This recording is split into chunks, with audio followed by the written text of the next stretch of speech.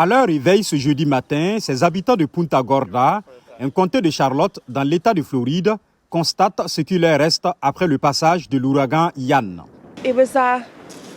C'était long et intense, et puis ça s'est arrêté. Et puis de nouveau, je me disais vraiment, et le désordre que ça a laissé, mais ce n'est rien. Ma maison est toujours debout, et je n'ai pas d'inondation. Et je n'ai pas eu d'onde de la tempête.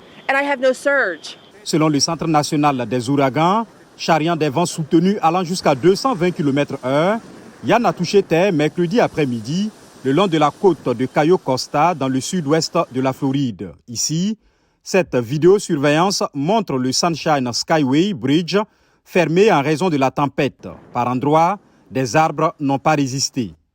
À Naples, dans la même région, des vidéos amateurs montrent des rues complètement inondées et des voitures flottant au gré du courant. D'après le gouverneur Ron DeSantis, la crue a parfois dépassé 3 mètres, entraînant des coupures d'électricité.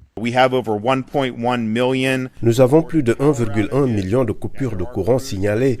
Des équipes travaillent toujours en dehors du sud-ouest de la Floride, mais sachez que ce chiffre va augmenter. Vous allez voir plus de coupures de courant alors que cette tempête se déplace dans le centre de notre État et avant qu'elle n'atteigne la côte atlantique.